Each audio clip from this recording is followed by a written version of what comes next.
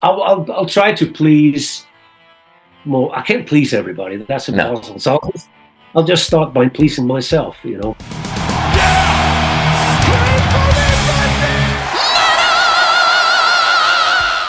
Hey everyone, welcome to the channel. My name is Belgian Jasper. If this is your first time in the channel, hit subscribe right now.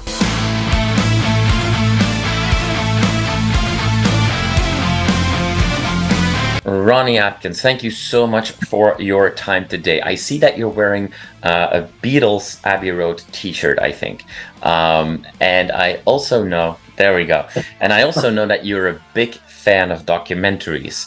So, was the Beatles documentary that came out on Netflix, was it 2 years ago, that showed the whole Get Back story? Was that something that you were really into, or not so much? Did you watch it? I've seen bits and pieces of it. I mean, it was like 3 hours or something. Like it's crazy. You're part of the same conversation. It's like it got a little boring, I think. But I'm a huge Beatles fan, absolutely. Yeah. And I guess I've seen it all actually, just in pieces. So Yeah. It's interesting. You've mentioned that documentaries, maybe more than movies, can inspire you and inspire your music. Any particular one that you've recently watched that we should know about? Any recommendations? Well, I mean, it comes and goes. It's like, I'm just pretty much right now. I've been watching a lot of crime family, like the Gambino family, and a lot of gangster documentaries recently, because it's always an issue that I somehow was very interested in. I mean, my favorite movies would be like Goodfellas, Godfather, and all those. Right. So it comes, but I've seen a lot of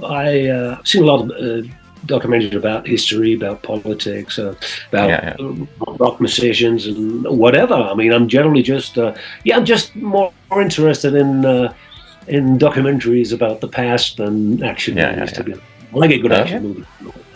Yeah. Okay, awesome. Yeah, but it inspires me, because I'm like, if I'm watching a movie or I'm watching a documentary or whatever I write, or the news or what, sometimes there's a line, there's a great say or something like that, so I put it down on my notes in my iPhone, because I might be into it at some point, and sometimes I get titles that way,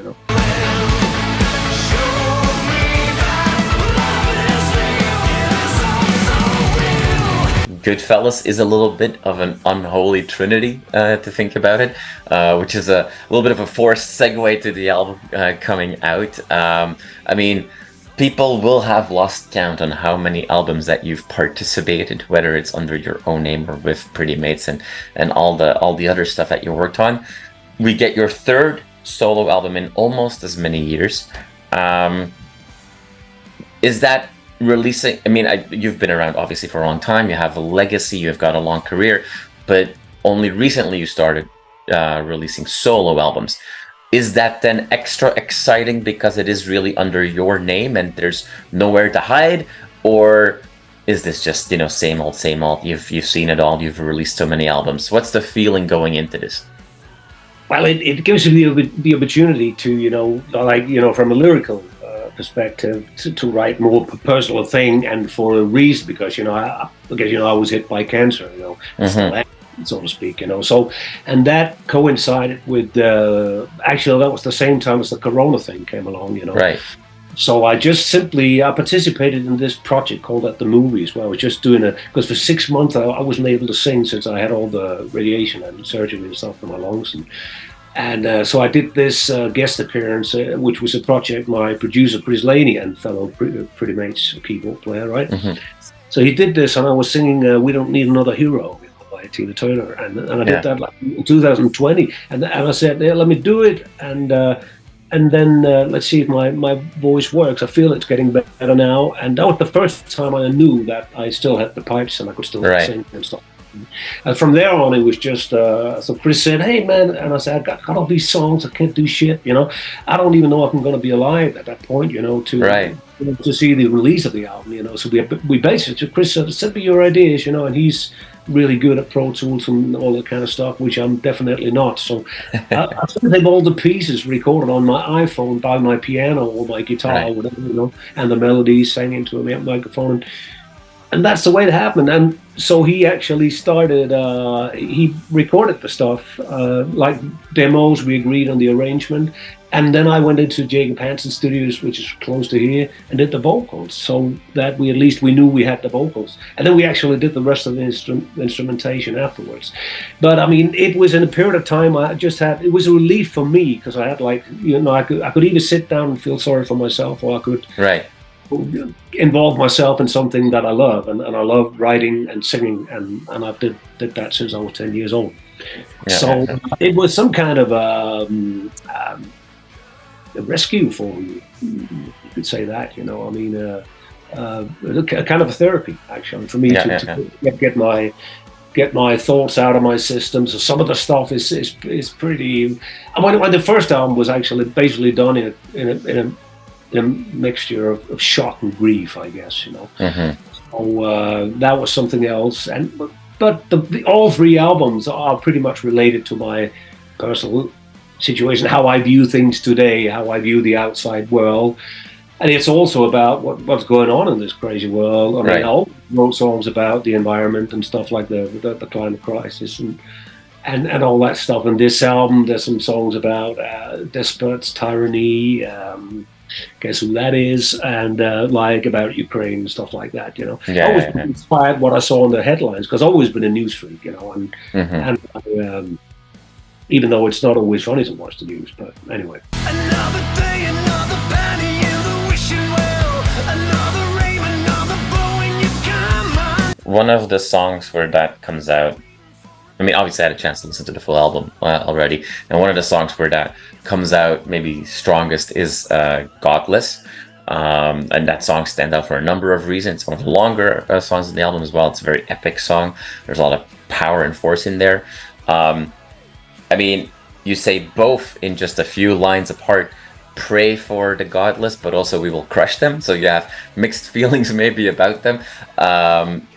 Who are then, in that song specifically, the gods you're referring to? Because I don't think it has much to do with religion. Nah, it's not really. I mean, it's more like the way that we consume biomaterial gold and stuff like that, as I say in the song. And it's also, it's when you write lyrics, for me at least, it's normally done, with probably half a bottle of red wine or something. I don't know.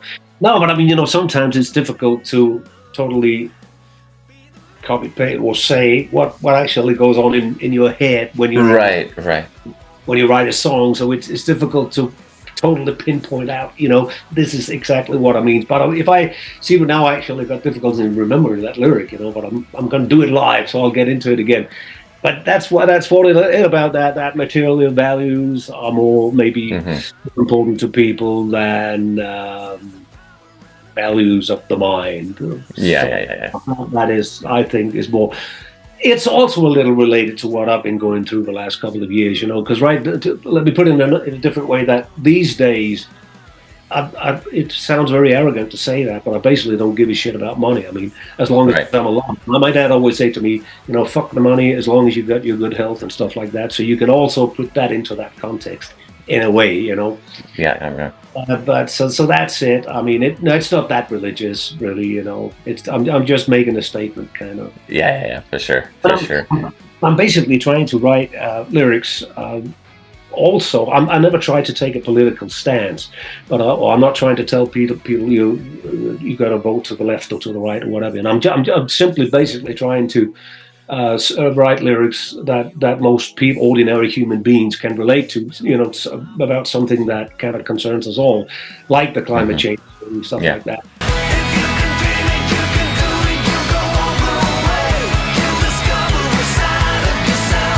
Very briefly, you mentioned, I'll learn the lyrics because I want to play it live.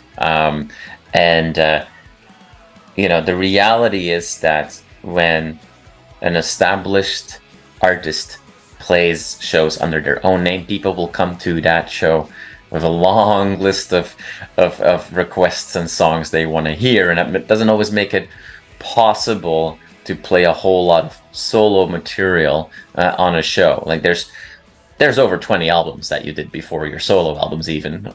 So is that then something, first of all, it's great that you've mentioned just now, but also in other interviews that you want to, play solo live shows.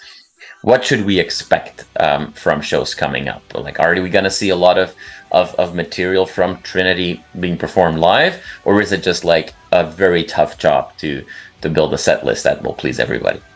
Well, well, first of all, that's a very tough job. It was even before my solo albums, you know, when Pretty Maids went out and we had to set a set list, it was always very heavy. Because you really want to do most of the stuff from the new album. Right. But, and I'm also going to do probably 4 or 5 songs from the new album. Okay, great. That's what we feel like doing. And I know a lot of people screaming for old Pretty Maids material and stuff like that. So, but you know, I haven't really made up my mind yet. I'm kind of cooking it down right now. Okay. So I'm looking at it, you know. So I'll try to please. Well, I can't please everybody. That's impossible. No. So I'll just start by pleasing myself, you know, and the band. And but we will try to cover some Pretty Maids stuff as well. I mean, I can't play for 3.5 hours. I'm not in a position to do that right now. But I have songs enough for it. But we'll cover this. Probably go 15, 17 songs or something like that. That'll cover some of my solo stuff and some Pretty Maids stuff. And that's it. You know, I'm not going to do any Nordic Union things or anything like that. So right. I'll stick to my own stuff and Pretty Maids. Yeah. Okay. Now to briefly talk about Pretty Maids. I mean, it's been. I'm sure that you would never imagined when you guys got started in the early '80s that. The band would be around for such a long time, and not just, you know, living off of an old legacy, but continuing to make new music. For you, what has my assumption is that, you know, knowing when to hit the brakes and pause and let people do their thing and then come back together when people feel like it. Has that been like one of the keys to the longevity and the success of the band? What is it for you to keep that beast alive at the right times? Well, first of all, you gotta have the fire, you know. You gotta have the eye of it, you know, the energy, and it all. Well, we actually were pretty, you know, released albums between '83 and up until 2001 or something like that. Then we took a break for a couple of years because of some illness within the band, and our management went bankrupt. We lost a lot of money, and we were just kind of disillusioned, I guess, some kind for a while. But we didn't break up because we still played a couple of festivals and stuff and did one album. But then in 2009, when we started writing some music that eventually became the Pandemonium album. And it was just like me and Kenny were standing in the room. Like, I remember the first song we wrote was called Cielo Drive, and we just kind of looked at each other and said, yeah, we got something going here. And it was like, I don't know, it just coincided with a lot of other things. We had a new producer, Jacob Hansen, and it was like fresh blood. And we just kind of knew we had something going. And the album, part of the matter is that the album came out and it went extremely successful. It was like kind of a comeback, even though we never broke up, you know. From there on, I'd say, and onwards up until 2019, when I got hit by illness, we were pretty. I think we were really consistent and kind of proved that we were still relevant. Little drops of heaven, my saving grace, sweet. When you mentioned, like, you know, well, when the thing, you know, when our management went bankrupt and we were getting disillusioned, was that with all of music all together, like in this, you know, 2001, because I know that at the time, Tobias Sammett came to you to see if you wanted to, you know, be on a record together, and you said, no fucking way. Eventually, 13 years later, you said yes to him, and it's interesting now that, yes, you obviously have your legacy of Pretty Maids and a whole legion of seasoned metal and rock fans know you as the singer of Pretty Maids. But it is also the reality, because of the success of Avantasia in the last decade, or last 2 decades, there's a whole generation that knows you first and foremost now as the singer of Avantasia. How weird is that for you? Well, that's weird. That's really weird. But, you know, to be honest, let me stop. I don't think I said no fucking way. I think I politely said, thanks for asking. I'm not really doing anything outside of Pretty Maids. The truth is that I think in the mid '90s, I kind of started losing track with all the what was going on. To be honestly, so I think he called me on my landline, and I have no clue where he got my number from. The thing is, I didn't know who he was, and I never heard. I don't think I ever heard about that guy. You know, I definitely never have heard their music. So I was just like, no, I don't know what it is, you know, and I don't know what it was, something else, but Pretty Maids at the time being anyway. Right. Late by coincidence, we met on one of these metal cruises. I think it was the 70,000 tons of metal in 2012 or something, and a mutual friend of ours introduced us to each other, you know. So Tobias grew up with Pretty Maids, and you know that's the whole concept about the Avantasia thing. That is some of his old inspirations or idols, people he used to listen to, that's are in this project, right? Mm-hmm. So, and he was a super nice guy, and he said if I wanted to sing on a song, and that time I just said, well, send it to my management, and I'll take a listen to it. And the rest is history. And later on, he asked me to tour with him, and we hit it off quite immediately. He's a super nice guy. I've got a great relationship with him today, and I'm glad I did it actually, because it actually brought my name, because I realized that I saw that suddenly a lot of Avantasia T-shirts popped up at Pretty Maids concerts, which I've never seen. So I mean, it was a win-win kind of thing, you know.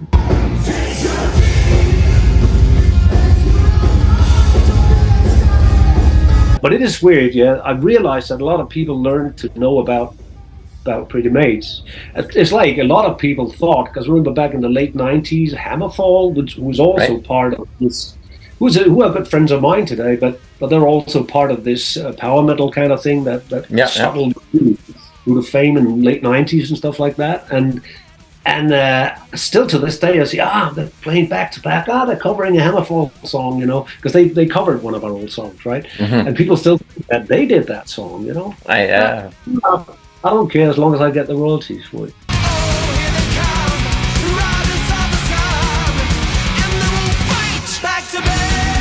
I will admit that I heard back to back for the very first time in the mid to late 90s at a Hammerfall concert.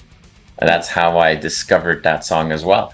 That's cool. So, I mean, that's cool. I mean, it's great. I mean, in fact, they did us a favor because they brought up, but they also grew up with Pretty Maids, because I know Heavy was one of their albums back in the day when they grew up, you know. Even they're not that stronger than me, but anyways. Yeah. I mean, Ronnie, I could ask you a million more things, and I'm loving this conversation. I want to thank you so much for taking the time. I want to also be respectful of your time. So we know that you are planning more shows and that you will be touring and playing shows under the Ronnie Atkins name.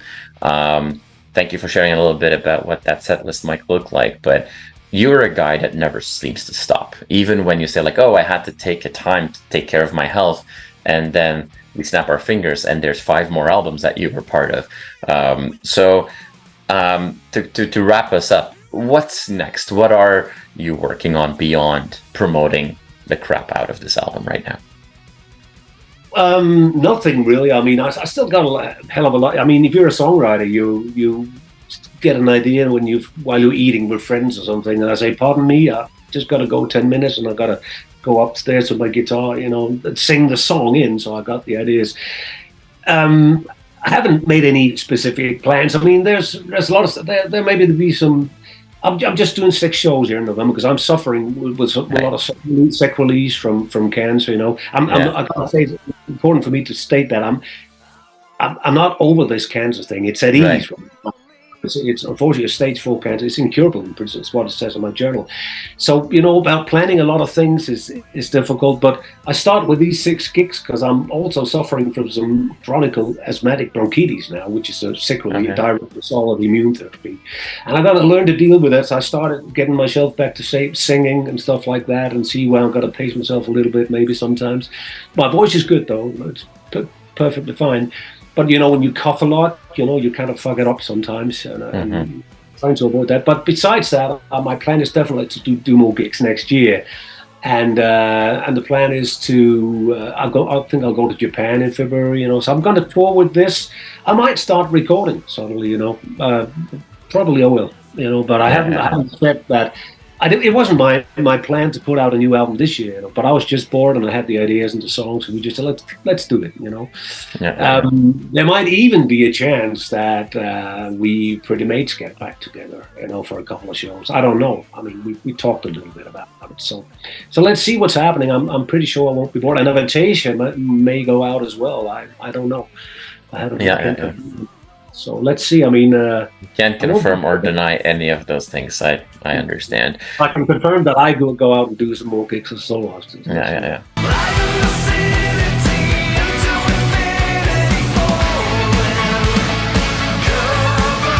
I just want to pause for a second and appreciate how, just like your lyrics, who on this album, tend to start very dark, but then at the end of the song, or at the end of the album, especially with What If, there's a potential sun peeking through and giving us some optimism. You start by answering that question with, well, I really have to take care of my health and I'm not in a good position.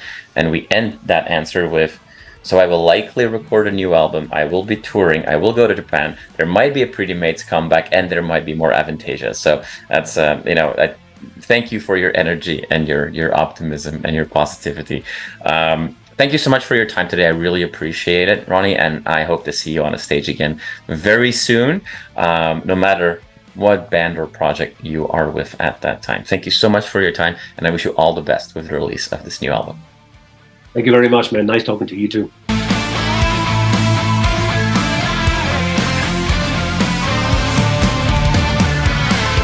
You are awesome for watching this video. Click right here to see more content like it and subscribe to the channel.